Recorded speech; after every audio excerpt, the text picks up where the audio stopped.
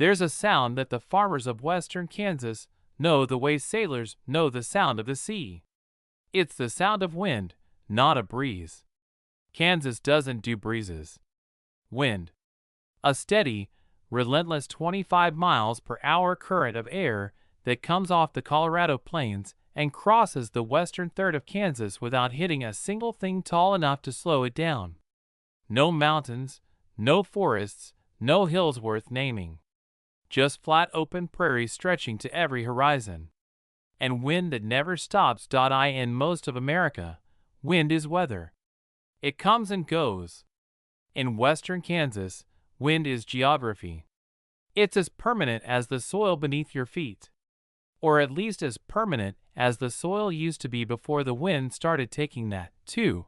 This is the story of a man who stopped the wind with rocks that everyone else threw away. Hamilton County sits at the far western edge of Kansas, so far west that the Colorado border is only 30 miles away. The land is flat the way a tabletop is flat, with an average annual rainfall of 17 inches, not enough to grow much of anything without help from the Ogallala Aquifer below. In 1962, the county had about 200 active farms, mostly wheat and grain sorghum, and mostly struggling with the same problem that had plagued Great Plains farmers since the first plow broke the native sod: wind erosion. Wind erosion doesn't have to be dramatic to be devastating. On any given windy day in western Kansas, and there were 120 windy days a year in Hamilton County, a farmer could lose a fraction of an inch of topsoil. Not enough to see, not enough to measure with a ruler, but enough that over a decade, fields that started with 12 inches of black topsoil were down to 8, then 6, then 4. 4 inches of topsoil will grow a crop, but it won't grow a good one. It won't hold moisture. It won't support the microbial life that healthy soil needs. Every inch of topsoil the wind takes is an inch of productivity that doesn't come back.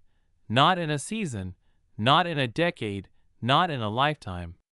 It takes nature about 500 years to build 1 inch of topsoil. The wind can remove it in 5. The government knew this. After the Dust Bowl, the federal government had planted 220 million trees across the Great Plains in a project called the Shelter Belt. Rows of trees designed to break the wind and protect the soil behind them. But by 1962, a lot of those original shelter belts were dying, 30 years old, weakened by drought and disease and neglect. The new generation of farmers was more interested in pulling trees out to make room for center pivot irrigation than in planting new ones. The county extension agent, a man named Roger Voss, told farmers the same thing every year at the annual conservation meeting: plant shelter belts. Trees are your best defense against wind erosion. And every year, the farmers said the same thing back. Roger, trees take 20 years to grow tall enough to matter. I need help now. They weren't wrong. A freshly planted tree row is about as useful as a fence made of string. It takes 15 to 20 years for a shelter belt to reach the height and density needed to significantly reduce wind speed. That's a generation of farming. Most farmers in Hamilton County couldn't afford to wait a generation for their soil to stop blowing. So they did what Kansas farmers do. They farmed anyway, accepted the erosion as a cost of doing business, and hoped that this year's wind wouldn't be worse than last year's. Every farmer in Hamilton County accepted this. Every farmer except Nolan Kreider. Nolan was 44 years old in 1962 and had farmed 320 acres on the western edge of the county since 1946, the year he came home from the Navy and married Helen Pankratz, whose father owned the land. 16 years of farming, and every one of those years, the wind had taken a little more of his topsoil. Nolan's farm was in the worst possible position. It sat on the western edge of the county, the first farmland the Colorado wind hit when it crossed the state line. There was nothing to the west but open range and shortgrass prairie for 80 miles. The wind that reached Nolan's fields had been building speed since the Rocky Mountains, and it hit his topsoil like a river hits a sandbar. His yield showed it. In 1962, Nolan's wheat averaged 21 bushels per acre. The county average was 34. His grain sorghum averaged 42 bushels. The county average was 58. He was farming the same soil in the same climate with the same seed and the same techniques as his neighbors, and getting 60% of their yield. His western fields had no protection, no trees, no hills, no buildings. Nothing to slow the wind before it hit his crop. His soil was thinner, drier, and more depleted than farms even a mile to the east, because the wind hit him first and hardest. Roger Voss had been telling Nolan to plant a shelter belt since '55. Nolan had considered it, priced out seedlings, done the math. But the cost wasn't the money. The cost was time. 20 years of watching saplings grow while his topsoil blew. 20 years of thin yields. 20 years of losing ground, literally, to a problem that got worse every season. "I don't have 20 years," Nolan told Roger in the spring of '62. "My soil's down to 5 inches on the west quarter. At this rate, I'll be farming subsoil before those trees are tall enough to break the wind." "Then what's your plan?" Roger asked. Nolan pointed to the corner of his field where a pile of rocks sat, field stones he'd pulled out of the soil during spring tillage. The same stones that every farmer in Hamilton County pulled every spring and dumped in a fence row or a gully or a truck bound for the gravel pit. "Those," Nolan said. Roger looked at the rock pile. Then he looked at Nolan. Then he looked back at the rock pile. "You want to build a windbreak out of rocks? I want to build a wall 4 feet high along my entire western boundary. Half a mile." Roger Voss was a patient man. Extension agents in western Kansas had to be, but his patience had limits. "Nolan, a stone wall is not a recognized soil conservation practice. There's no research supporting stone walls as windbreaks in Great Plains agriculture. The Soil Conservation Service recommends tree shelter belts, grass strips, and strip cropping. Nobody builds walls. Nobody in Kansas," Nolan said. "But they build them in Scotland. They build them in Ireland. They build them in New England. And they've been building them for 1,000 years. The wind blows in those places, too. Those are different climates, different soils, different farming systems. Wind is wind, Roger. A 4-foot wall breaks the wind the same way in Kansas as it does in Scotland. Physics doesn't care about the zip code." Roger shook his head and wrote something in his notebook. Probably. "Kreider's stone wall, not recommended." He drove away. Nolan started building the next day. Now, let me tell you about the rocks, because they were the raw material of this story, and they were free. Hamilton County sits on what geologists call the High Plains surface, a layer of sediment deposited millions of years ago by rivers flowing east from the Rocky Mountains. Mixed into this sediment are stones of every size and composition: limestone from ancient seabeds, flint from chalky deposits, granite from glacial drift, sandstone from river channels. The freeze-thaw cycle of Kansas winters pushes these stones to the surface every spring, the way bread dough pushes raisins to the top when it rises. Farmers hate field stones. They break plow blades. They jam combine headers. They puncture tires. Every spring before planting, every farmer in Hamilton County walked his fields and picked up rocks. They went to the fence line, to the gully, to the gravel pit. They were waste, the thing you removed before you could farm. Nolan Kreider was about to turn that waste into the most effective windbreak in Hamilton County. He started in April of '62 on the southwest corner of his property. His plan was simple: build a dry stack stone wall. No mortar, no cement, just stone on stone, 4 feet high and 18 inches wide, running north along his entire western boundary for a half-mile. Dry stacking was an ancient technique. You selected your stones for shape and fit, placing larger flat stones on the bottom and smaller ones on top, interlocking them like puzzle pieces so that gravity and friction held the wall together. No machinery required, no special tools, just hands, a strong back, and an eye for how stones fit together. Nolan had neither read a book about dry stacking nor taken a class.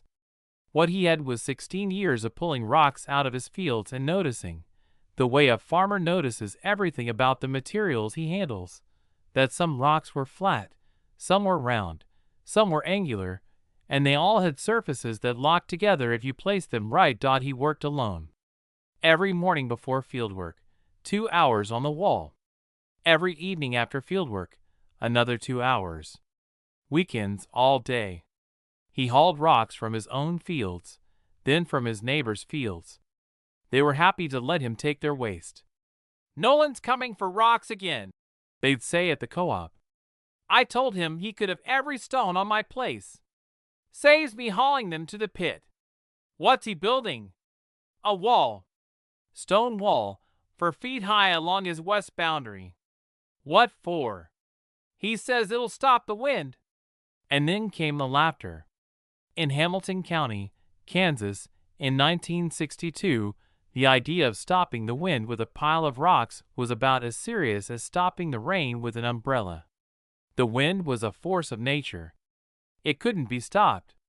It could only be endured.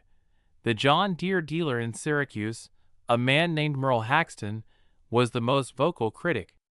"Nolan Kreider is building a medieval wall," Merle announced at the co-op one Saturday morning. "4 feet high, out of rocks, to stop the Kansas wind."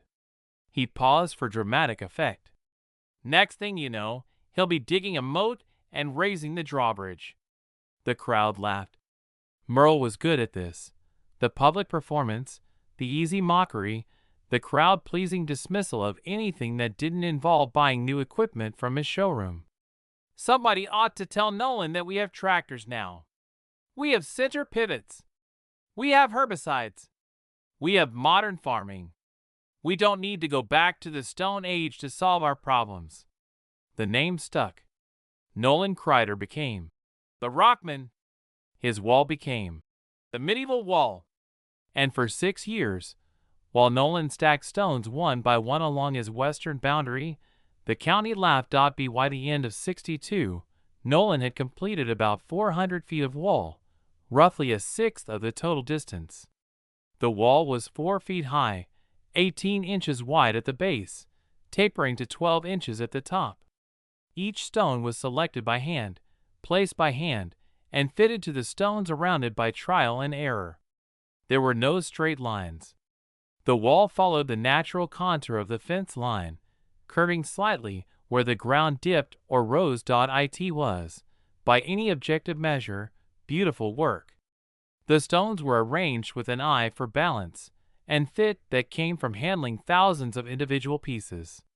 The wall looked like it had grown from the ground rather than been placed on it. But beauty wasn't the point. Function was the point. In the spring of 63, with only 400 feet completed, Nolan got his first indication that the function was working. He noticed it in his wheat. The rows closest to the completed section of wall, within about 60 feet of the structure, were taller than the rows farther away. Not dramatically taller, maybe 2 inches. But 2 inches in early season wheat is significant. It meant more moisture in the root zone, less wind stress on the plants, better growing conditions in the microclimate created by the wall. Nolan didn't tell anyone. He just kept building. 63, another 500 feet. 900 total. 64, 600 feet. 1,500 total. 65, 500 feet. 2,000 total. By 65, the wall stretched nearly to the midpoint of his western boundary. The wheat behind the completed section was visibly different from the wheat on the unprotected portion. Taller, thicker, darker green. The difference was obvious from the county road. People noticed. "Have you seen Nolan's west field?" they'd say at the co-op. "The south half looks 10 days ahead of the north half. It's the wall. It's not the wall. It's probably a soil difference. Or he's irrigating more on that side. He's not irrigating more. I asked him. But nobody was ready to credit a rock wall with improving crop growth. Not in Kansas. Not in 1965. 66, 400 feet. 2,400 total. 67, 240 feet. 2,640 feet. Done. 6 years. Half a mile. Approximately 10,000 individual stones, each one selected, hauled, and placed by one man working alone. The wall was finished in October of 1967. The first full growing season behind the complete wall was 1968. Nolan planted wheat on his west quarter, 80 acres that had been his worst performing ground for 16 years. The wheat came up thick. The stand was denser than he'd ever seen on that quarter. The plants were uniform, healthy, and growing fast. By the time Roger Voss came through on his annual tour in May, the difference between Nolan's west quarter and the unprotected fields to the north was visible from half a mile away. Roger drove to Nolan's farm and walked the field. "What am I looking at?" he said, standing at the edge of the wheat, looking west toward the wall. "You're looking at 38 bushels," Nolan said. 38? Your west quarter has never done more than 23. It's never had a wall before." Roger walked to the wall.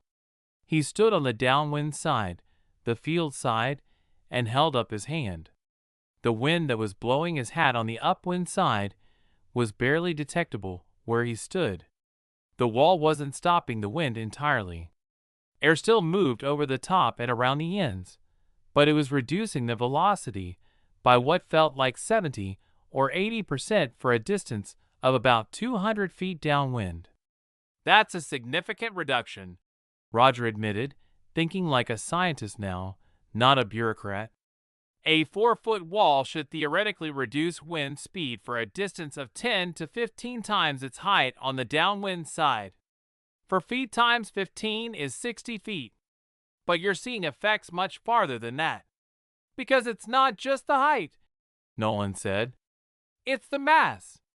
This wall weighs, I don't know, probably 150 tons. The wind hits it, and the energy has to go somewhere.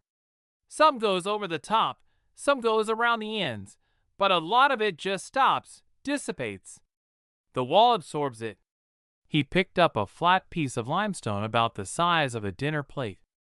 "Each one of these stones is a baffle. The wind enters the wall through the gaps between the stones and loses energy bouncing around inside the structure. By the time it comes out the other side, it's not wind anymore. It's air. And air doesn't blow topsoil." Roger stared at him. "Where did you learn that?" "I didn't learn it. I watched it. I've been watching wind hit this wall for 6 years. The first year, with 400 feet of wall, I could see the dust patterns change. By the third year, I could see the soil color change, darker on the wall side because the topsoil was staying put. By the 5th year, I could see it in the crop." The 1968 harvest confirmed what Nolan's eyes had been telling him. The west quarter produced 39 bushels of wheat per acre. The county average that year was 36. Nolan's worst field had become better than average because of a wall. 69, 41 bushels. 70, 44 bushels. 71, 43 bushels. The yield improvement wasn't just from wind reduction. The wall was creating a cascade of benefits that compounded over time. Less wind meant less topsoil loss.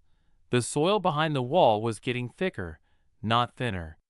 After 10 years, soil measurements showed the west quarter had gained almost an inch of topsoil, while unprotected fields in the county had lost an inch. The wall also reduced evaporation, keeping 15 to 20% more soil moisture in a dry year. The difference between a crop and a failure. In winter, the wall acted as a snow fence. Drifts accumulated on the downwind side, and when the snow melted in spring, the moisture soaked into the soil. Free irrigation, courtesy of the same wind that used to steal his topsoil. And then there was the thing nobody expected. The wall created habitat. The gaps between the stones became home to beneficial insects, spiders, and small snakes that preyed on crop pests. Field mice nested in the wall base, attracting hawks and owls that hunted grasshoppers and other pest insects. The wall became a miniature ecosystem, a strip of biodiversity running along the edge of the field. Nolan didn't plan any of this. He built a wall to stop the wind. The wall stopped the wind, and then did 4 other things he hadn't expected. In the spring of 1970, Merle Haxton drove past Nolan's farm on his way to a service call in Johnson City. He slowed down. Then he stopped. The difference was undeniable. On the north side of Nolan's property, beyond the wall's protection, the fields looked like every other field in Hamilton County. Thin wheat, pale soil, wind streaks visible in the stand. On the south side, behind the wall, the wheat was a different shade of green, darker, thicker. The soil between the rows was darker, too. Even from the road, you could see the line where the wall's influence ended and normal conditions resumed. Merle sat in his truck for a long time. Then he drove to Nolan's farm. Nolan was in his barn sharpening a cultivator shovel on the grinder. He looked up when Merle walked in. Merle. Nolan! They hadn't spoken in years. Merle looked around the barn, then out the door toward the wall, visible on the western horizon like a low ridge of gray stone. That wall, Merle said. It's working. Has been for 3 years. Your wheat looks different from everyone else's. It is different. It's got topsoil under it. Nobody else's does anymore. Merle was quiet for a moment. He was doing the calculation that all salesmen do, measuring the cost of being wrong against the cost of admitting it. I called it medieval, he said. You did. I said you were going back to the Stone Age. You said that too. The wall works. 39 bushels on ground that used to give me 21. You tell me if it works. Merle looked at his boots. Then he looked at Nolan. How much would it cost to build one on my brother's place? He's losing ground on his west quarter, too. Nolan set down the cultivator's shovel. How many rocks has your brother got on his place? Plenty. He pulls them every spring like everybody does. Then it costs nothing but time. Rocks are free. Labor is his own. 6 years of work, that's the price. Took me 6 years alone. 2 men working together could do it in 3. Merle didn't say anything else. He drove away. By 1975, there were 7 stone walls in Hamilton County. Nolan hadn't built any of them.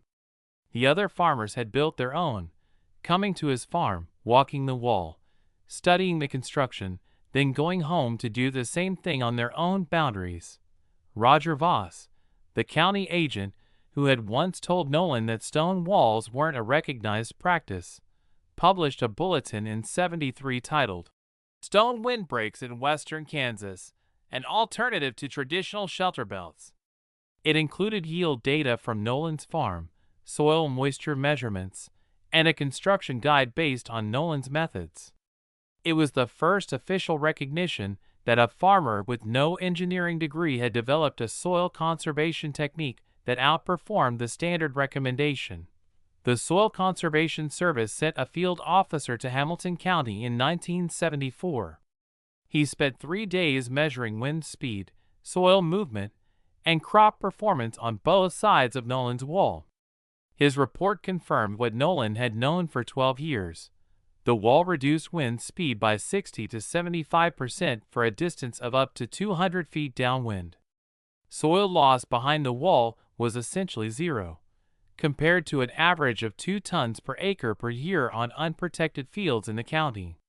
2 tons per acre per year on 320 acres, 640 tons of topsoil that Nolan's wall saved every single year.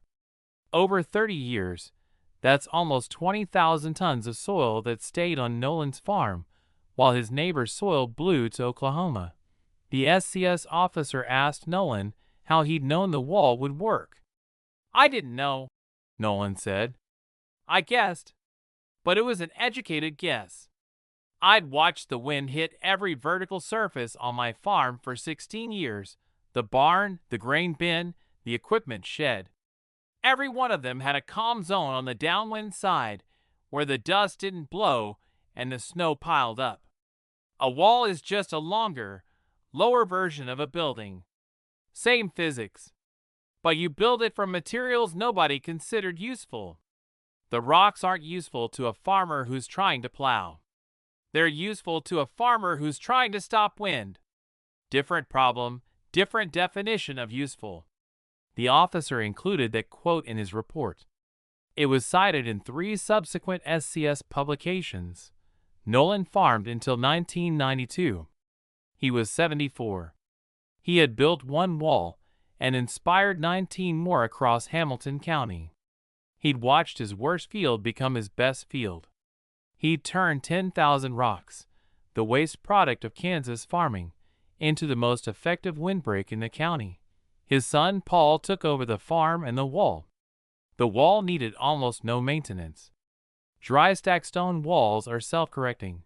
When a stone shifts, the ones above settle into the gap. When frost heaves a section, the weight of the stones above pushes it back. The wall Nolan built from 62 to 67 is still standing today. Every stone in place, still breaking the wind, still saving the soil. Paul added to it. He extended the wall another quarter-mile north using the same technique his father taught him. Select, haul, fit, stack. The extension took him 4 years, working alone on weekends and evenings, the way Nolan had. In 2004, Paul's daughter Sarah, Nolan's granddaughter, wrote a paper at Kansas State University about her grandfather's wall titled, "Vernacular Soil Conservation, Stone Windbreaks as an Indigenous Response to Wind Erosion in Western Kansas." Her advisor, a professor of agronomy who had spent his career studying soil conservation, read the paper and made one change. He crossed out vernacular and wrote, "Brilliant." Nolan Kreider died in 2007 at 89. His funeral was at the Mennonite Church in Syracuse. A small service, quiet, the way Nolan had been quiet all his life. Roger Voss came. Merle Haxton's brother came. The SCS field officer, now retired, drove from Wichita. Paul spoke at the service. He said one thing about his father that captured everything. "My father looked at rocks and saw a wall. Everyone else looked at the same rocks and saw trash. That's the difference between a man who solves problems and a man who complains about them. The rocks were always there. The wind was always there. My father just put one in front of the other." The wall is still standing. Paul's daughter Sarah maintains it now, the 3rd generation. The wheat behind it still outperforms the county average. The topsoil is still dark, still deep, still holding moisture in a county where most fields have lost half their original soil depth.